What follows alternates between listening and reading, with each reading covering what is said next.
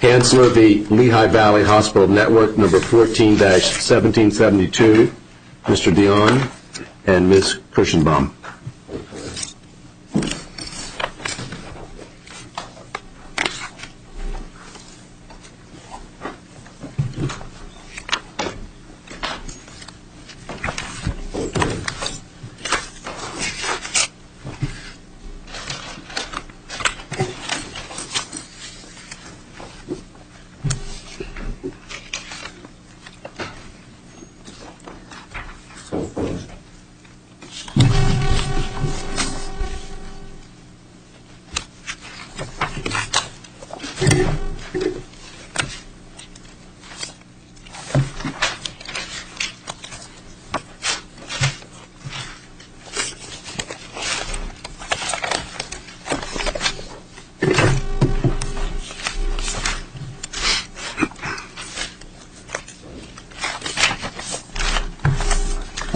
Good afternoon, Your Honors. Thank you for giving me this opportunity to argue what I believe to be a noble case on behalf of my client. Do you reserve any time for rebuttal? Oh, yes, 5 minutes. I don't know if I'll need that long, okay, just in case. No problem. Thank you. The lower court basically created a factual conclusion to determine that Ms. Hansler, her request for certification for FMLA leave was negative on its face. When she submitted it, she did not know that she had diabetes, right? That is correct. She said nothing about that.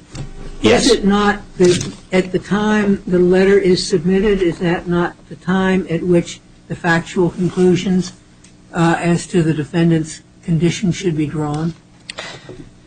Well, Your Honor, in January 2009, the regulations were amended to Section 305C, I believe, was amended to give 7 days to clarify any deficiencies. I'm talking about the date at which the application is submitted. Is that not, the application should reflect the physical condition of the plaintiff on that date? Yes, and the complaint... And it did, right? Yes, and it was the complaint... found to be insufficient. The complaint set and forth... And therefore there was no complaint to amend because it was insufficient in the first place?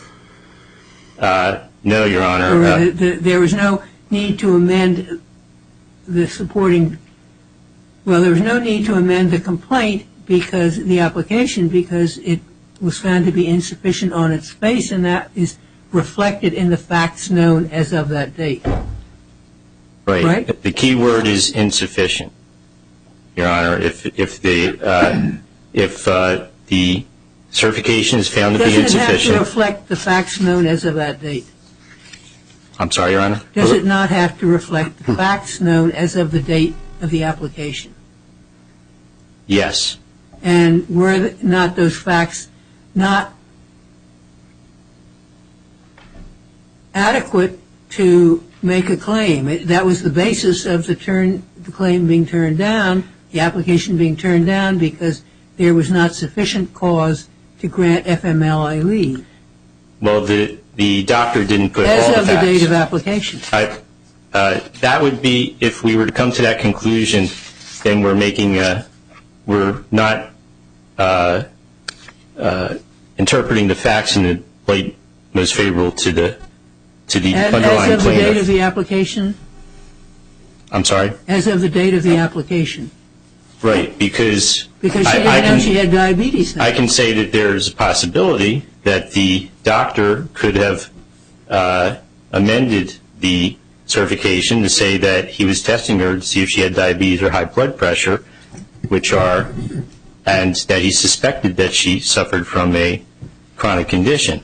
However, the court in this case, that's the chance you have to give. If I remember correctly, the district court in this case didn't say it was insufficient, it said it was negative. It was a negative certification. Is that right? Right, but the complaint says it's insufficient. So the judge now if it's insufficient, that's good for you, right? Correct. In other words, Because the judge said facially it was negative. That is, she actually can work. That's what it But means. she doesn't qualify, or she wasn't can qualified. work. Right. Her medical condition, as she knew it when the application was made, was not a basis for FMLA leave. And as reflected in the application, the employer turned it down. Right. And in my complaint, I state, well, my client's complaint, amended complaint, that it was denied because it was insufficient. And therefore, being insufficient, she has to be given 7 days to correct that insufficiency. Can a certification ever be negative, meaning you don't qualify? Facially. Yes. Facially, yeah. Yes. After you give your, try to fix your insufficiency after 7 days, then... Initially, no, we're talking about Initially it would be, in other words, a No. doctor's letter saying that this person has X, in my Poison view, ivy. poison ivy, and this will not require this person to miss work. That's a negative statement. So you don't qualify at the get-go based on a whole host of cases. Is that what occurred I here? would say based on the current law, no, the current regulations, because it could be chronic poison ivy. You don't know. You have to give the person a chance to correct any deficiency. But if the or statement is insufficiency. very clear that this person doesn't qualify, such as you don't have to take any time off from work, you can go right to work, you're infected or affected by poison ivy, why isn't that a negative certification? Why can't the company just say, okay, I don't have, there's nothing to cure? Your Honor, we can't be doctors as judges or lawyers. Yeah, I All we can say is that... wouldn't even think of that. And, That would be malpractice. all I can say is that there could possibly be a condition I did that state about involves this. poison Was it? ivy that could result in a chronic condition. And in this case, you needed a chronic condition because it was intermittent leave for a chronic medical condition. There are actually 8 requirements for FMLA certification for intermittent leave, and 2 of those conditions, one is the duration of the leave itself, and another one is the duration of the medical condition. So the judge saying that the duration of the leave indicates it's not a chronic medical condition, he's ignoring the FMLA regulation itself. It's right in the FMLA in 29 U.S.C. 2613B. So is your argument essentially that what happened here is that the doctor gave an incomplete letter? He was trying to diagnose the situation. The fact that it was incomplete under the statute and the regs makes it necessary for them to respond back saying, it's incomplete, make it more complete, and you got 7 days to do it. Yes, Your Honor. A doctor is not a All right, lawyer, well- and a lawyer is not a doctor.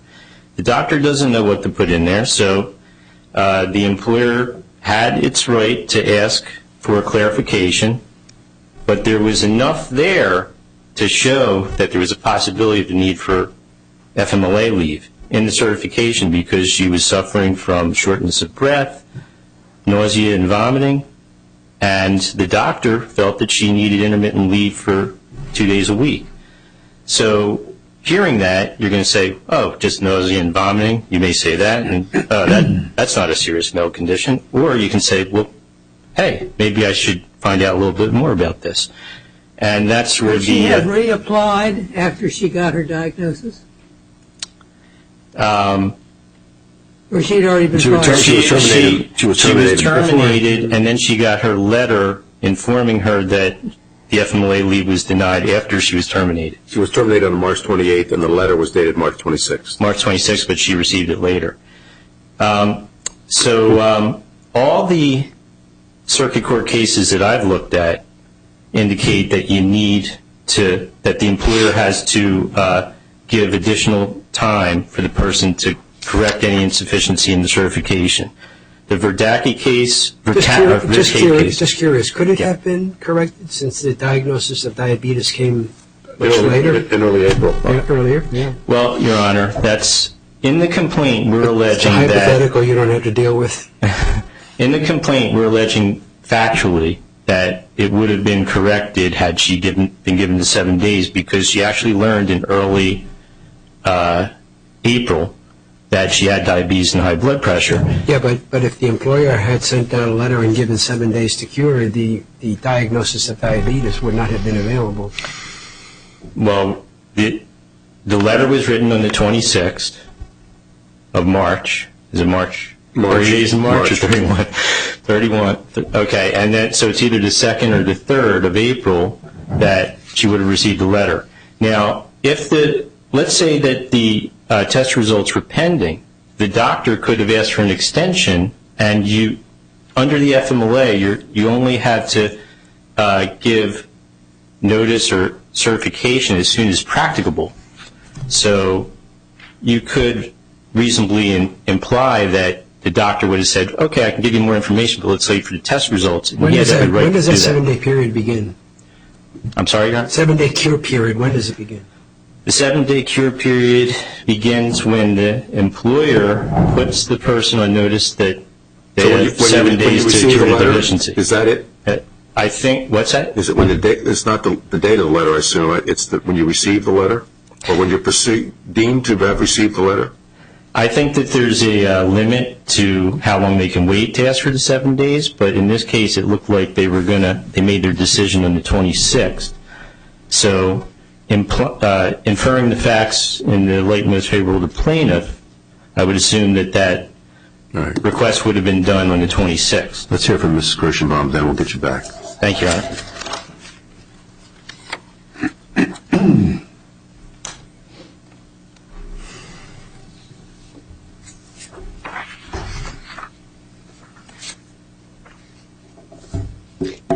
Good afternoon, Your Honors. Andrea Kirschenbaum for the appellee, Lehigh Valley Health Network. And when you get a letter from a doctor, in this case, it's handled in somebody in HR handles it. Is that correct? I'm sorry, Your Honor. When you get a letter from the doctor saying your employee is out, I'm treating this employee, etc., and who handles it initially? HR? Human Resources, yes, Your Honor. And they would see right away that this letter doesn't comply with the type of information they need under the FMLA. Correct. And so the protocol, according to the regs, is that you tell them, hey, this is incomplete, here's where it's incomplete, you got 7 days, correct? Well, So incomplete or inadequate? So I think it would depend on what's in the form. Here what the plaintiff is alleging is that the form was insufficient. I don't take plaintiff's argument below and plaintiff's argument in the appellate brief to be that it was incomplete. So in order for it to be insufficient is defined by Section 305C as vague, ambiguous, or non-responsive.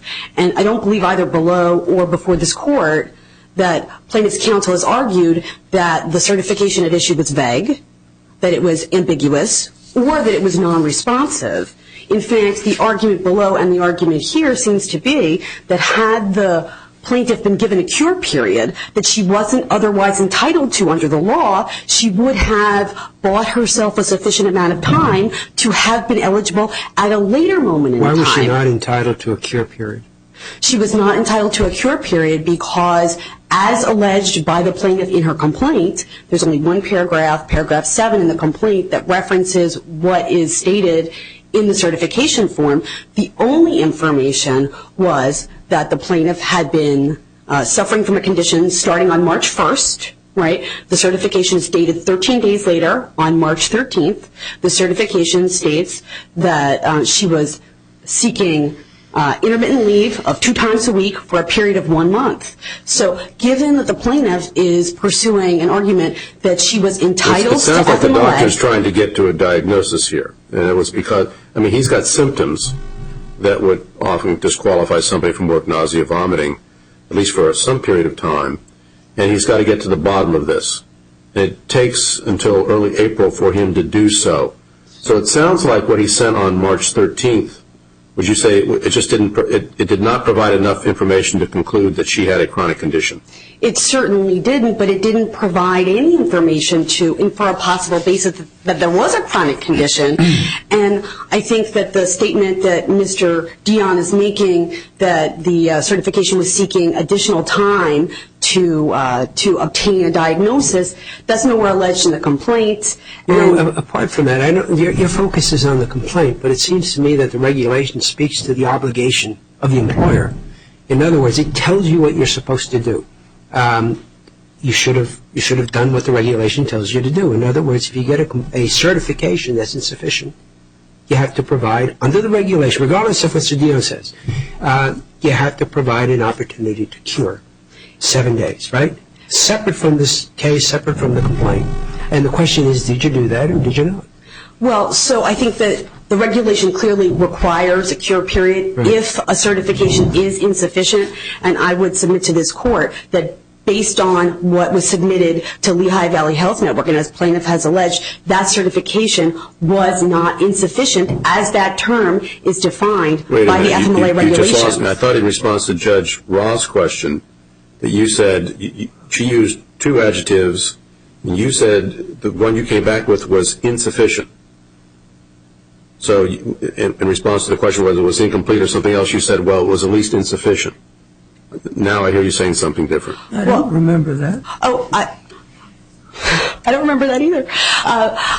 I'm not taking the position that the certification was insufficient. That is certainly not the position that I'm taking. That is the position that Mr. Dion is taking. My position is that Mr. Dion's complaint does not plausibly allege that the certification form provided any basis whatsoever to infer a possible chronic serious health condition. Had there been an insufficient certification... The definition of insufficient, whether you allege it, is that if the employer receives a complete certification but the information provided is vague, ambiguous, or non-responsive, that's under 29 CFR 825-305C. So was this insufficient or not insufficient? The certification form here was not insufficient. The certification form was not vague. The certification form wasn't ambiguous. The certification form wasn't non-responsive. There are no allegations in the record that the certification form stated anything along the lines of, we're trying to get to the bottom of this and we just need more time. Would you tell from the certification what her medical problem was? Why she was requesting 2 days? Why the doctor was suggesting that she have 2 days off each week? So the certification form is not in the record in this case. So if you're asking me what it is that's stated in the certification form, I'm happy to provide that information to you, but it's not in the record. You received the certification. Yes. You know what we're talking about. Absolutely. So the certification form at issue here said cold symptoms. I'm sorry? The certification form at issue here said cold symptoms. Could you not send a request for clarification? I mean, cold symptoms could be pneumonia, could be something really serious, could be just a cold. I mean, the regulations are very explicit. If the certification doesn't give you sufficient information so that you know what to do, then I understand the regulation to say you have to do this. You have to send a notice to the doctor to ask for more information, basically. So my understanding of the regulation is that FMLA is only required for situations where an individual suffers from a serious health condition, and there are various different possibilities for that. She may not qualify. Right. So she didn't allege in her complaint, nor is it before this court, whether she had inpatient treatment. She didn't allege that she was incapacitated for more than 3 consecutive days. So the only basis upon which the plaintiff seeks relief is that there was some information in that certification form that provided a basis to conclude that there was a chronic condition, and that chronic condition required that the condition be over an extended period of time. She had been suffering from that condition for 13 days. But you don't know if the condition that she was suffering was chronic or not. What you know is that the certification said she had a cold or something like that. Yes. But at that point, you say you have no obligation to inquire further. You have no obligation under the regulations to send a letter out requesting clarification. not under that factual circumstance, because a cold is not a serious health condition as that term is defined by the FMLA. There were no other pieces of information that would have caused further inquiry. And the moment in time, as Judge Roth stated, that is of significance is the moment in time that the form is submitted or that the leave is requested to be taken, and that's the middle of March. And as of that moment in time, there was no information that even the plaintiff knew that she was suffering from a chronic condition. The hospitals, under the regulations, the hospital's letter requesting further information or affording an opportunity to cure is only triggered when the certification itself suggests a serious health condition.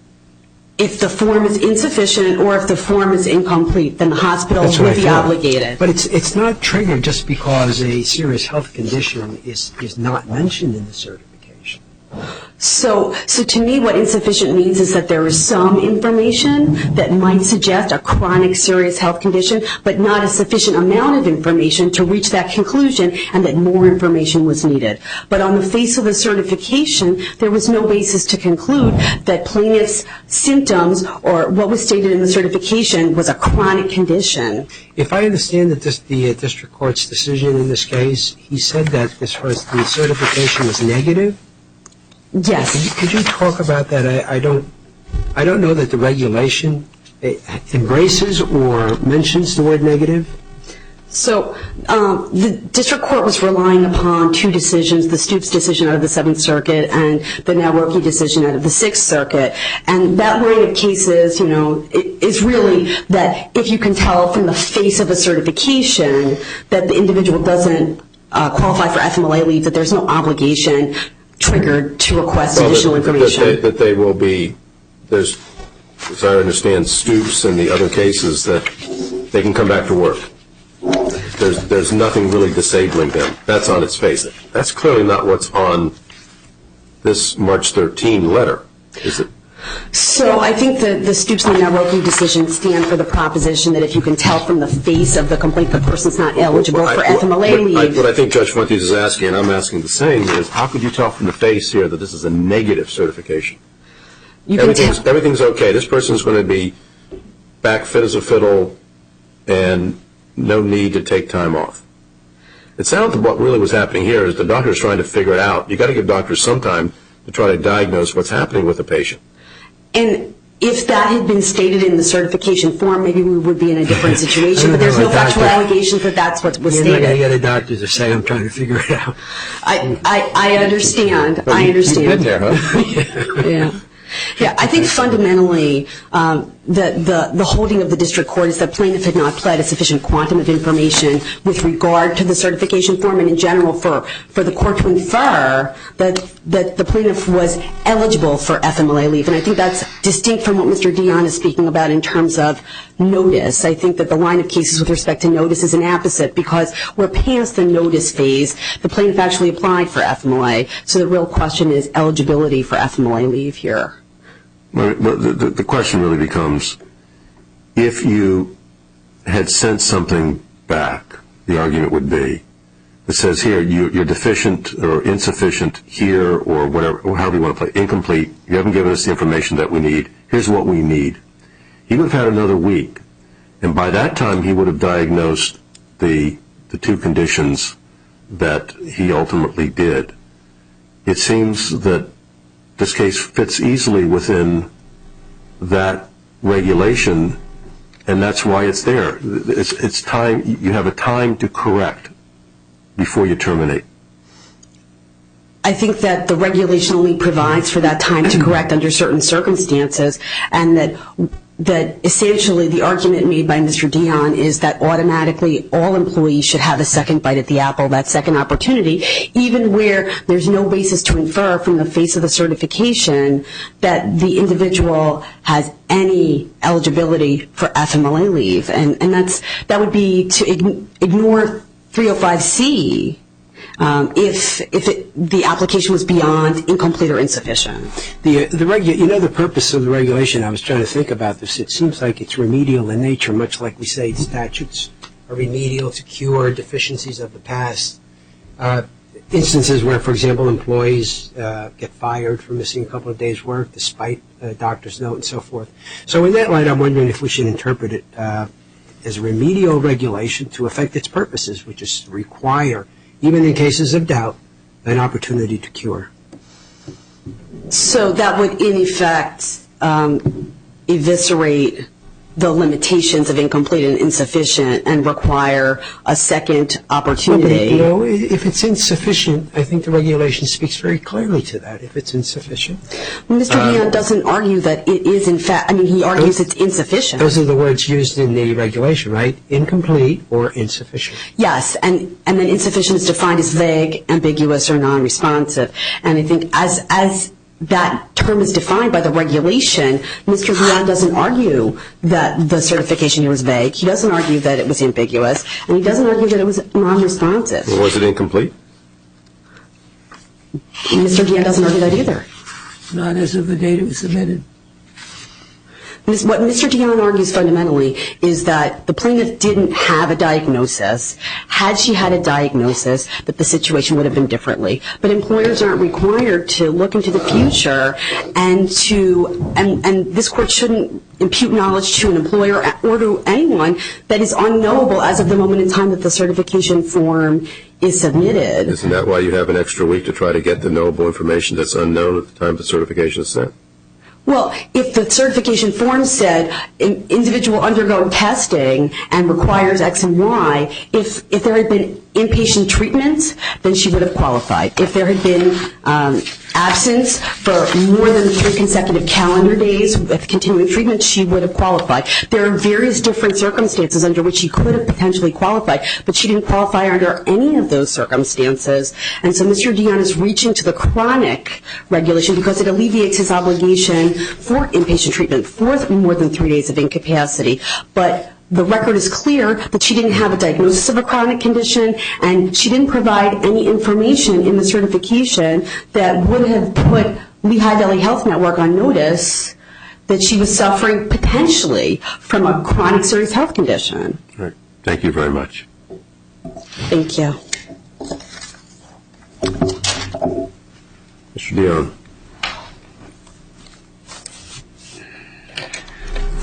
Thank you, Your Honors. Just have a couple of brief points to make. The Burnett case was the closest in fact pattern to this case. It was a Seventh Circuit lower court case where the plaintiff had undiagnosed prostate cancer and asked for a month and a half intermittent leave. In that case, the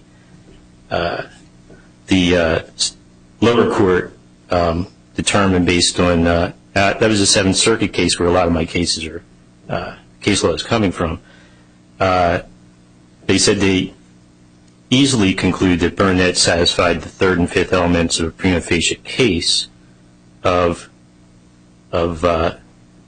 discrimination based on the FMLA. Those elements are set forth in my brief, but the point that I'm trying to make is that this particular fact scenario that occurred was not, this woman wasn't joking around. It wasn't, I could see situations where FMLA leave probably could be denied on its face, negative on its face, but in this particular situation, I think that the way the facts are presented in the complaint, that it was something to be taken seriously by the employer. How did you address the issue of the certification in your complaint? In my complaint or in the brief? No, in your complaint. In the complaint? Ms. Kirschenbaum was talking about what you say in your complaint and suggesting that you mentioned none of the arguments that the certification was insufficient or incomplete. Well, Your Honor, in paragraph 15 of my complaint, I allege that defendant's denial was improper because defendant, in paragraph 14 of my complaint, I allege that defendant's denial was based on defendant's opinion that the information provided by the plaintiff's physician was insufficient to show the plaintiff suffered from a serious health condition. So I know it's a factual conclusion, but that's what we're setting out to prove in our discovery.